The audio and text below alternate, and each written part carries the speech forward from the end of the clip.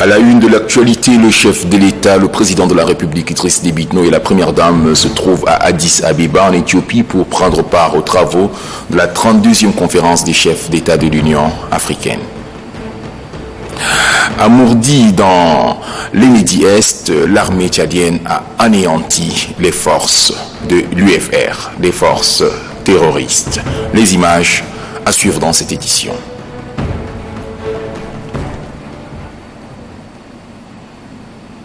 Bonsoir à vous mesdames et messieurs et bienvenue dans cette édition du journal. Avant de nous rendre à Addis, les images de l'audience qu'a accordé ce matin le chef de l'État, le président de la République Idriss Déby Itno, à un émissaire congolais. Djibril Alouali. C'est à l'honorable Boji Sangara Bamawirie Aimé que le nouveau président de la République démocratique du Congo, Félix Antoine Tshisekedi, a confié la mission de transmettre un message à son homologue Idriss Déby Itno. Chose faite au cours de cette audience qui a duré une demi-heure. Par cette démarche, le nouveau président congolais sollicite le soutien et l'accompagnement du chef de l'État Idriss Déby Itno, chez qui il trouve le profil indiqué à bien des égards. C'est ce que soutient l'émissaire congolais à sa sortie d'audience. Nous étions porteurs d'un message d'amitié et de fraternité de la part du président nouvellement élu, Félix Tshisekedi, de la RDC. Et essentiellement, ce message tourne autour du besoin de tisser ou de consolider les relations plutôt fraternelles et de coopération qui existent entre nos deux pays. Comme vous le savez bien, les relations entre la RDC et le Tchad datent de très longtemps, dans les années 80. Vous êtes au courant du fait qu'il y a eu des troupes congolaises qui sont venues ici. Nous avons aussi eu des Tchadiens qui sont venus chez nous. Donc il y a un précédent. Et avec un nouveau gouvernement en place, nous avons pensé que son Excellence, Monsieur le Président Idriss Déby, est un homme très expérimenté dans les domaines militaires, mais aussi politiquement. C'est un poids lourd au niveau du continent africain.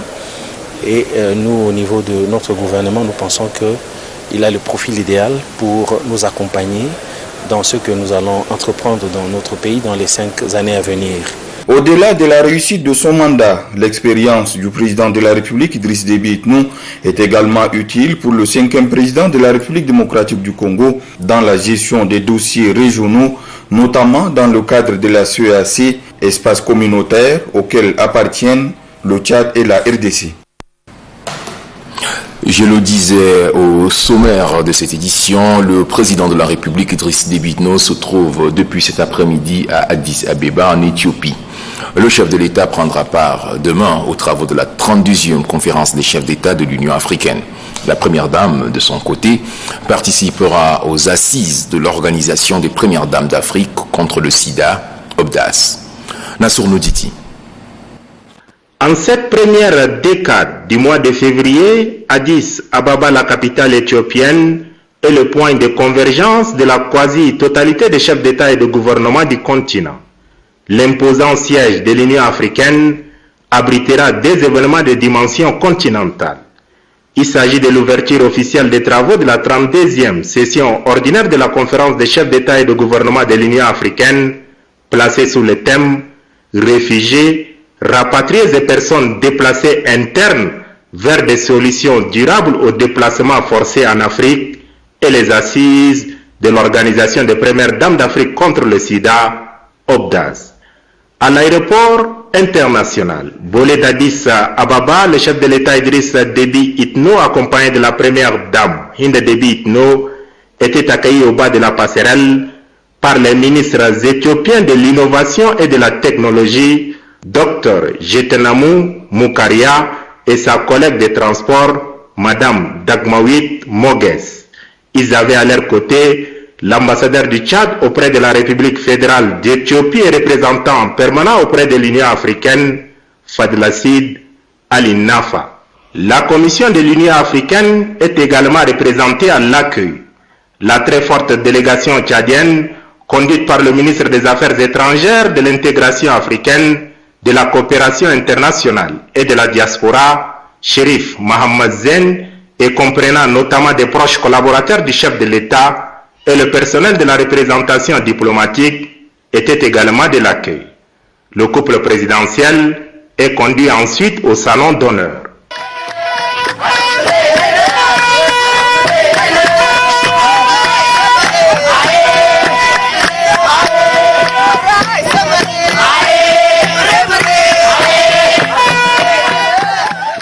Fini l'étape protocolaire. Le président de la République et la délégation qui l'accompagne ont mis cap sur la chancellerie du Tchad, située à une vingtaine de minutes de l'aéroport international d'Addis Ababa. Là, cadre du Mayotte et la colonie tchadienne, qui n'a pas pu avoir accès au tarmac pour réserver un accueil chaleureux à son président, a tenu à l'exprimer à sa manière. La symbiose entre la colonie tchadienne d'Addis Ababa, composée en majorité de fonctionnaires internationaux, personnel diplomatique et leurs épouses respectives, y compris quelques étudiants et élèves et le couple présidentiel, est parfait. En marge des travaux du 32e sommet de l'Union africaine, l'agenda du président de la République Idriss Déby Itno prévoit plusieurs activités. En sa qualité de président du Forum des chefs d'État et de gouvernement des pays membres du mécanisme africain d'évaluation par le père, Mayotte, Idriss Déby Itno présidera la conférence des chefs d'État et s'entretiendra avec ses collègues sur le sujet de l'heure. La première dame, Hinda Déby Itno, participera pour sa part aux travaux de la 22e Assemblée générale de l'Organisation des premières dames d'Afrique contre le sida, OPDAS. Restons toujours à Addis Abeba pour parler de la 34e session du comité exécutif des ministres des Affaires étrangères des pays membres de l'Union africaine. À ces assises, ces derniers sont appelés à examiner les décisions issues de la réunion du comité de représentants permanents et préparer l'ordre du jour du sommet des chefs d'État et du gouvernement. D'autres précisions avec Gapili Missé. Il s'agira au cours de cette 34e session ordinaire du Conseil exécutif de l'Union africaine de jeter un regard rétrospectif sur les activités écoulées et tracer le chemin à suivre pour le futur. Les ministres des Affaires étrangères du continent auront pendant les 2 jours de travaux à examiner les décisions assorties de la réunion du comité des représentants permanents, élire les nouveaux membres de quelques organes spécialisés et préparer l'ordre du jour du sommet des chefs d'État et de gouvernement qui se tiendra après cette session ordinaire du Conseil exécutif. Dans son discours bilan des 6 derniers mois, le président de la Commission de l'Union africaine, Moussa Faki Mahamat, a fait remarquer que des progrès significatifs ont été enregistrés dans les réformes engagées par l'institution et a souligné l'évolution encourageante dans les résolutions de conflits en Afrique et l'organisation des élections démocratiques sur le continent. Le président de la Commission de l'Union africaine souhaiterait que cela se poursuive sur le même élan en vue de poser de nouveaux jalons dans la mise en œuvre de l'agenda 2063. À noter qu'à l'issue des élections pour le renouvellement du comité consultatif de lutte contre la corruption en Afrique, notre compatriote Begoto Miarom a été réélu pour un mandat de 2 ans par 42 voix pour et 2 abstentions. L'agenda du chef de la diplomatie tchadienne à Addis Abeba prévoit, outre la réunion du Conseil exécutif, plusieurs rencontres bilatérales. L'armée nationale tchadienne a mis en déroute hier les éléments de l'UFR dans la localité de Mourdi, dans le Nidi-Est. La situation est actuellement sous contrôle. Le ministre de la Défense nationale, le général de corps d'armée Daoud Yahya Brahim, accompagné du chef d'état-major, le général de corps d'armée Brahim Saïd Mahamat, est descendu sur le terrain pour galvaniser les troupes. Amadé Abbas, reportage. Mourdi, zone de défense numéro 8 où sont stationnés les éléments de forces de défense et de sécurité en lutte contre le groupe terroriste de l'IFR en provenance de la Libye avec l'intention de déstabiliser les institutions de la République.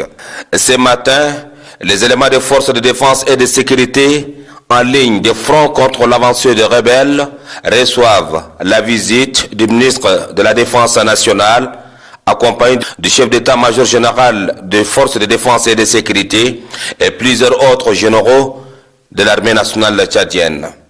Plus loin d'ici, Wadi Tiba, théâtre des opérations terrestres et aériennes. Selon une source militaire, la toute première colonne rebelle qui a franchi ce Wadi est complètement détruite.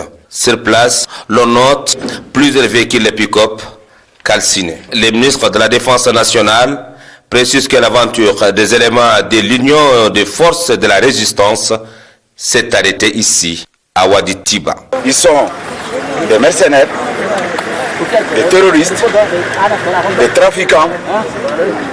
Et ça fait 10 jours qu'ils sont rentrés dans notre territoire et qui ont été interceptés par la vigilance. D'abord par l'armée de l'air tchadienne, que je félicite, appuyée de l'armée française aérienne, on a pu neutraliser. Ils étaient 50 véhicules qui sont rentrés. Une quarantaine de véhicules ont été détruits par nos forces vaillantes et sans oublier les forces terrestres qui les ont pris en tenaille, que vous voyez présentement, et le ratissage continue pour pouvoir mettre la main sur ceux qui sont encore dans les ferriques et dans les grottes. Cependant, les opérations de ratissage sont en cours et le moral des forces de défense et de sécurité est au beau fixe. Suite à la tentative d'incursion des terroristes aux frontières nord-est du pays, Souleymane Diabo revient sur cette situation. Hélas, une fois de plus, des familles tchadiennes sont endeuillées faute de pourparlers. Instrumentalisés, les fils d'un même pays ont pour la énième fois pris les armes contre leurs propres frères. Leur dernière tentative d'incursion en territoire tchadien visait à déstabiliser et à porter atteinte aux institutions démocratiques, ce qui s'apprend à l'unité nationale, valeur chère à tous les Tchadiens. Pourtant, tous les textes fondamentaux de la République bannissent la prise du pouvoir par les armes. La situation sécuritaire qui prévaut aux frontières nord-est doit interpeller la conscience de tout un Tchadien qui connaît déjà le prix de la guerre pour l'avoir payé. Des Tchadiens épris de paix sans laquelle il n'y a point de développement dans le sens propre du terme. La violence n'a jamais résolu le problème d'un pays et les Tchadiens n'accepteront jamais de souffrir encore des affres de la guerre. Le cadre légal existe. Que le Tchadien des opinions contradictoires viennent les exprimer par la voie démocratique et non par la violence. Déclarer la guerre, comme l'a si bien affirmé quelqu'un, c'est ouvrir une page sombre de l'histoire. La violence, la répétition et pédagogique n'a que de conséquences désastreuses, c'est corollaire de mort et de destruction. Qui ignore que la violence ne porte pas atteinte à la vie et à la dignité humaine. Les Tchadiens savent mieux que quiconque les conséquences de la guerre. Les citoyens aspirent à la quiétude totale. En ce moment où les autres pays de la sous-région, pour ne citer que la RCA, sont sur le point de trouver des solutions à leurs problèmes. En ce moment, disais-je, les Tchadiens ont l'obligation de marquer un arrêt, jeter un regard sur le rétroviseur et penser au Tchad d'abord. Il est temps que les Tchadiens se réconcilient pour réfléchir sur le développement socio-économique du pays que de céder à toute forme d'instrumentalisation. Une réconciliation des braves peut jeter les bases d'une paix durable, gage de tout développement. Le bel exemple à donner pour un nombre de Tchadiens comme l'actuel conseiller du chef de l'État à la diplomatie, Cheikh Ibn Omar, un acte visant à consolider la paix et la cohésion nationale. Désormais, la lutte doit être plutôt orientée vers la lutte contre le sous-développement. Cela passe nécessairement par la paix, condition sine qua non dans ce monde en proie de plus en plus à la violence et à l'extrémisme. Souleymane Diabo. Par rapport à la situation qui prévaut dans le nord du pays, je vous invite à suivre les réactions des leaders politiques. Suivez. Nous dénonçons cette ingérence dans les affaires intérieures de notre pays et nous dénonçons cette agression qui a son objectif de déstabiliser le pays. Et que l'objectif étant aussi que le Tchad, après tant d'années de sacrifices pour ramener la paix, donc ces groupuscules menacent donc la sécurité, la stabilité du Tchad. Nous, dans notre parti, nous sommes contre la violence. Parce que la violence ne résout aucun problème. Ce qui aide le peuple à mieux se développer et à avancer, c'est le dialogue. On a déjà instauré la démocratie. Toute personne qui veut vraiment être dans ces pays, il n'a qu'à passer par les élections, par les urnes. C'est ça que le président fondateur a voulu, parce que chacun de nous doit venir par les urnes pour être au pouvoir, mais pas par les armes. Ce qui se passe actuellement au nord, moi je n'appellerais pas ça une rébellion. C'est une agression extérieure. Parce que ces gens sont soutenus par des puissances extérieures. Ces gens ont en leur sein des terroristes. Et quand c'est comme ça, nous pouvons chercher n'importe quel moyen pour défendre l'intégrité de notre pays. Et je crois que ceux qui sont venus agresser le Tchad là, on les connaît pour certains. Et il n'est pas dit qu'il peut venir aussi aujourd'hui prendre le pouvoir par les armes, le temps est passé. Et je crois que si on est tchadien, on est patriote, on ne peut pas être au service du mercenariat, au service de l'extrémisme pour venir créer du désordre au Tchad. Condamnons avec la dernière énergie tout acte qui perturbe la paix, la sécurité et la quiétude de la population tchadienne. Je ne vois pas l'opportunité d'une attaque en ce moment où le pays est en train d'amorcer une phase de développement qui s'inscrit vraiment à l'active de tous ceux qui ont contribué au niveau du programme national de développement.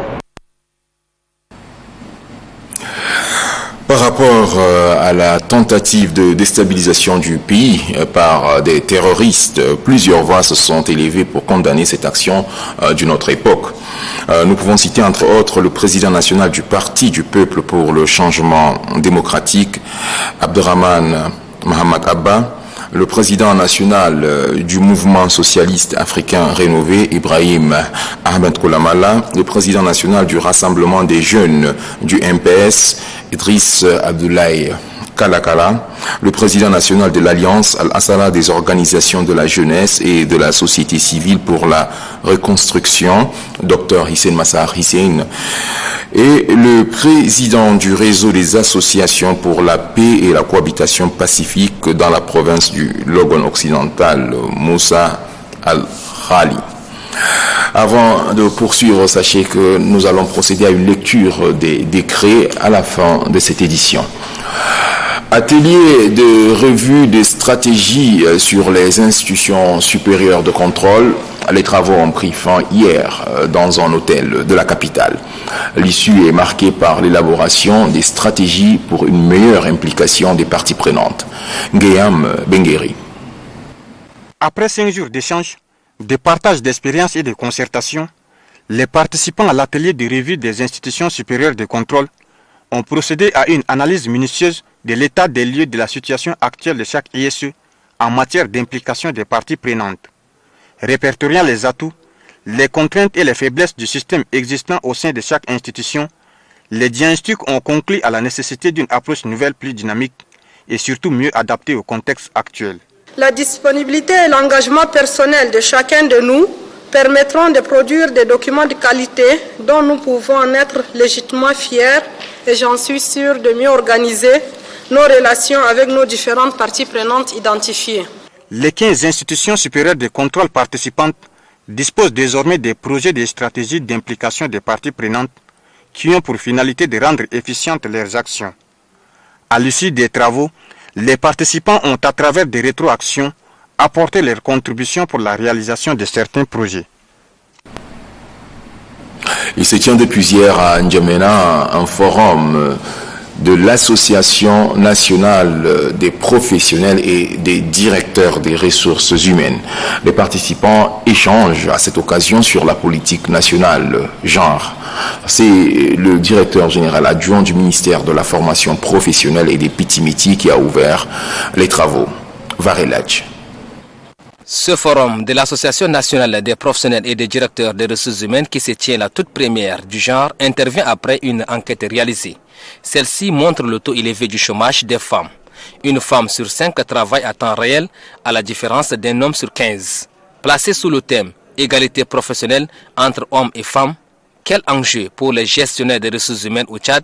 Cette rencontre se veut un cadre de renforcement des compétences et des connaissances des responsables en charge des ressources humaines.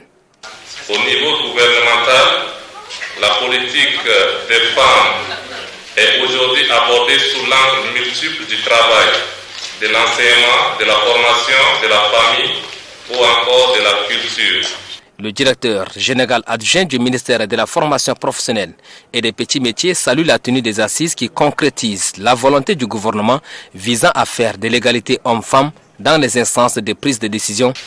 La tenue du présent forum s'inscrit dans cette logique de revalorisation du capital humain comme socle du développement humain durable. Par la même occasion, le directeur général adjoint du ministère de la formation professionnelle et des petits métiers, Walngar Sadina Deba, clame la volonté de son département à accompagner de telles initiatives tendant à faire la promotion de la gente féminine au Tchad. Parlons à présent du rétablissement des liens de coopération entre le Tchad et l'État d'Israël.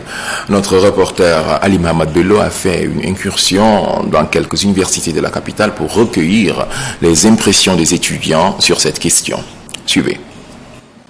L'établissement des relations diplomatiques entre l'État d'Israël et la République du Tchad, à mon avis, à mon humble avis, je crois que c'est une bonne chose parce que l'État tchadien doit élargir ses horizons en matière diplomatique. Et à mon avis, je ne partage pas cette relation puisque c'est un danger pour le Tchad, quoi. Actuellement, dès lors que le Premier ministre israélien était ici et nos soldats ils étaient victimes au Mali. Bon, c'est ce genre de relation qui permettra au Tchad de s'émanciper sur le plan d'armement, sur le plan également religieux, parce qu'il y a aussi les chrétiens qui aimeraient bien aller en Israël en pèlerinage. C'est une grande puissance mondiale et maintenant dans la 4e République il est très important de tracer l'économie, de rehausser sur le plan international, d'avoir aussi certaines notions sur la technologie et sur l'armement. Je trouve que c'est très normal aussi. C'est une bonne chose et ça permettra au Tchad aussi au moins d'acquérir certains systèmes d'exploitation dans le désert où l'Israël a et puis que le Tchad jusqu'à aujourd'hui n'arrive pas à exploiter son désert. Oui, c'est bon d'être en relation avec d'autres pays pour pouvoir partager l'idéologie politique pour faire avancer le pays. C'est que le désert israélien a des ressemblances avec le désert tchadien, c'est-à-dire nous aussi on est un pays désertique. Moi je crois que c'est une bonne nouvelle pour un avenir meilleur. Ensemble, nous pouvons réaliser beaucoup de choses et prévoir notre avenir meilleur. Dans le même registre, le président de l'association citoyenne Firhina a fait ce matin un point de presse. Izzeddine Ahmad Tidjani estime que la reprise de relations entre le Tchad et l'État d'Israël est bénéfique. Suivez un extrait de ses propos. La reprise des relations avec l'État d'Israël. Des langues serpentines avec des objectifs haineux et anti-paix véhiculent des messages sans fondement depuis quelque temps par des dénigrements aux actes louables qu'a posé le chef de l'État, le président Idriss Déby Itno, en renouant la relation du Tchad avec Israël. Cette reprise des relations ouvre les voies diplomatiques pour éviter de prendre le chemin de la guerre. Nous saluons cette relation car, comme l'ont dit les grands hommes, il n'y a pas de fraternité ou d'amitié entre les États, mais c'est l'intérêt qui plane. Nous avons un grand besoin d'être en relation avec Israël et vice-versa, d'où notre reprise de relations avec l'État d'Israël doit être salutaire et éternelle. L'école nationale d'administration opte pour un nouveau système. À la faveur d'un atelier, les responsables ont validé le nouveau curriculum de formation au second cycle adapté au système LMD. Ceci dans le cadre de la redynamisation de cette école. Idriss Oumar Idriss. Dans son projet de formation, L'école nationale d'administration voudrait placer ses élèves au même diapason que leurs collègues des institutions de formation d'administration de la sous-région. Pour atteindre cette visée, les responsables ont élaboré un nouveau curriculum de formation adapté au système LMD. Nous nous sommes assignés, dans le cadre de cette journée de présentation et de validation, 3 objectifs. Doter l'école en fait des curricula du premier et du second cycle, à la hauteur des ambitions nationales du pays, en prenant en compte toutes les nouvelles exigences de réformes menées depuis une dizaine d'années au sein de l'École nationale d'administration. Deuxièmement, disposer d'un document de référence, de planification et de programmation facile à gérer par la direction générale de l'école et destiné à l'usage des élèves fonctionnaires ou des fonctionnaires élèves ainsi que les partenaires de l'École nationale d'administration. Troisièmement, inscrire l'école dans le système naturellement LMD, licence, master, doctorat, conformément aux exigences internationales et ouvrir en fait de nouveaux horizons possibles pour les futurs produits de l'école. Ces assises permettront aux experts d'examiner avec une attention le document qui leur a été soumis en vue de sa validation. Le directeur général de l'ENA invite les participants à plus de sérieux pour des résultats probants. Le projet de résilience et de la cohabitation pacifique au Tchad a construit dans la sous-préfecture de Mani un bâtiment de 3 salles de classe au lycée de Mani et une maternité équipée. Ces infrastructures ont été remises provisoirement aux responsables. Kalianga Voudna. La ville de Mani voit ses structures sociaux de base se renforcer.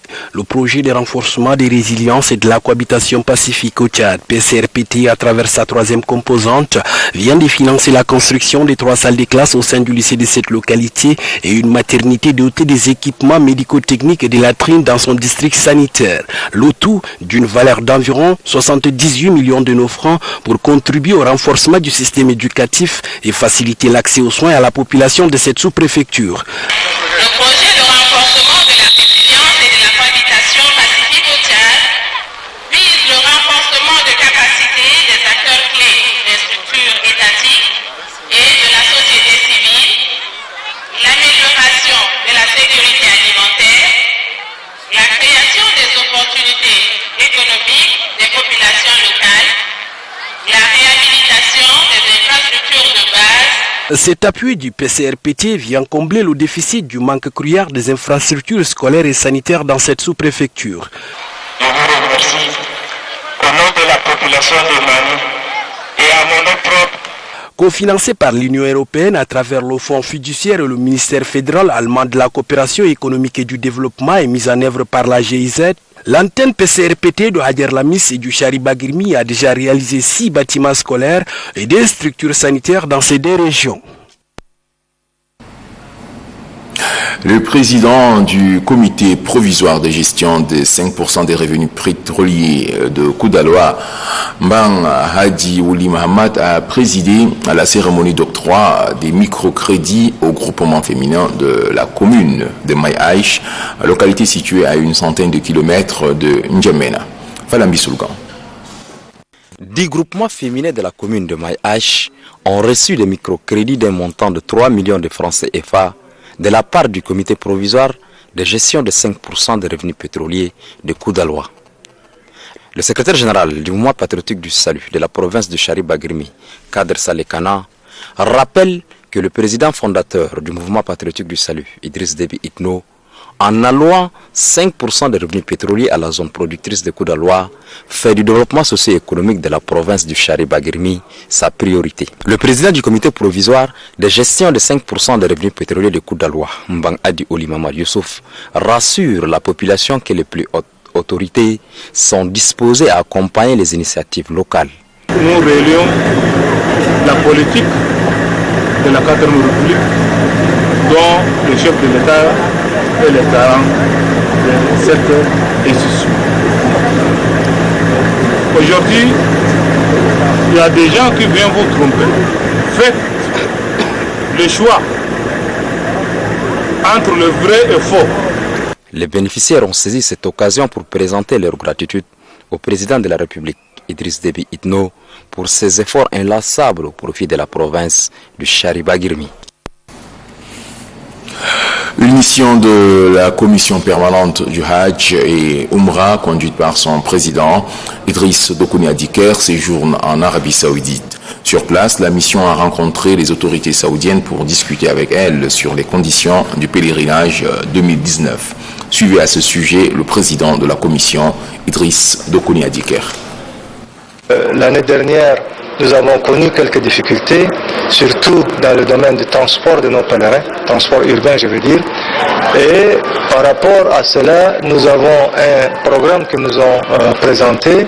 Le programme consiste effectivement à parler du pèlerinage 2019 et en même temps regarder dans le rétroviseur qu'est-ce qui a marché et qu'est-ce qui n'a pas marché en 2018. Nous avons profité pour voir le ministère du Transport, c'est les syndicats, ils ont un bureau de syndicats auquel nous avons effectivement posé les problèmes et le problème de transport des pèlerins cette année ne se posera pas, s'il plaît à Dieu.